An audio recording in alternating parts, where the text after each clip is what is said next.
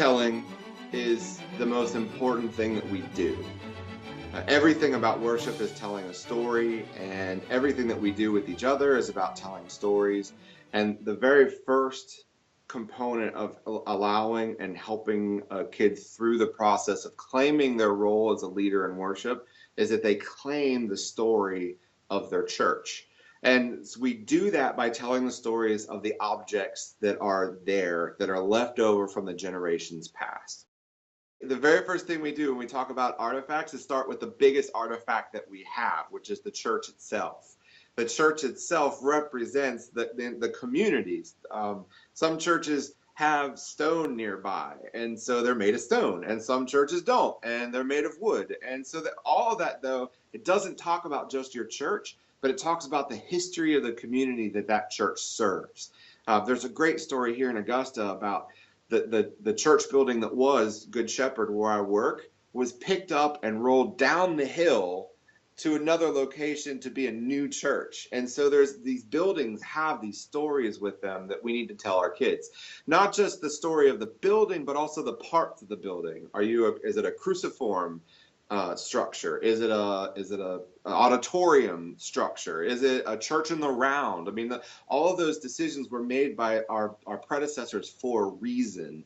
And what were those reasons? And that's an artifact. That's an important thing, object that has power, that conveys a story to our kids.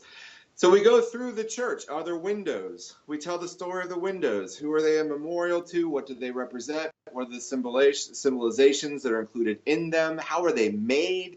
All those things have these amazing some ancient stories to them. So we go through that. The next step about artifacts is to assemble all of the objects of value, is really, to put it bluntly. I mean, we have a chalice here at Good Shepherd that is literally priceless. So, I mean, you pull that stuff out and you let a ninth grader hold this silver chalice that's priceless, and you tell the story about it and why it's important and why we bring it out for special events and what constitutes something worthy of a priceless chalice. So all those things. There are churches I've served where processional crosses were given in memoriam to children who have died, that are highly prized by the families that still attend. And then there are churches where there's artifacts that are so old that no one remembers the story, but that also includes, like, that gives us an opportunity to go hunting for the story. So what we do is we go through our churches, we tell the story about the building, about the elements of the church itself, and then we collect all the objects that we have. And it doesn't have to be like a museum set. You don't have to put them all together and then lay them out and show them one by one what all these things are. That can get a little bit tedious. There are different ways of presenting that, and we can talk about how we gamify those experiences later. But what we do is we take stock, we have an inventory of what it is and what the stories are that need to be told in our church. And we do that through artifacts. Who is this person that this huge, enormous plaque is made to? Who is the person who gave this in memorials to somebody who's still buried here? And that's why we make this sacred space.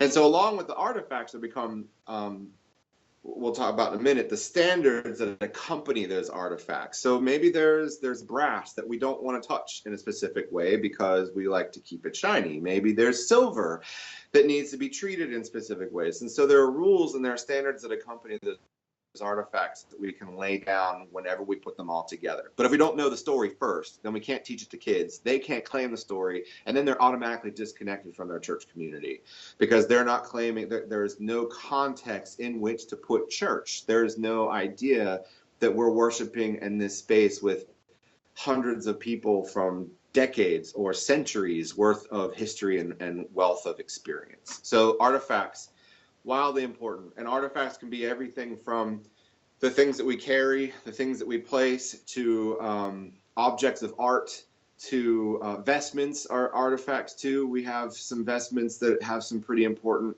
roles that they played in the community here at our church.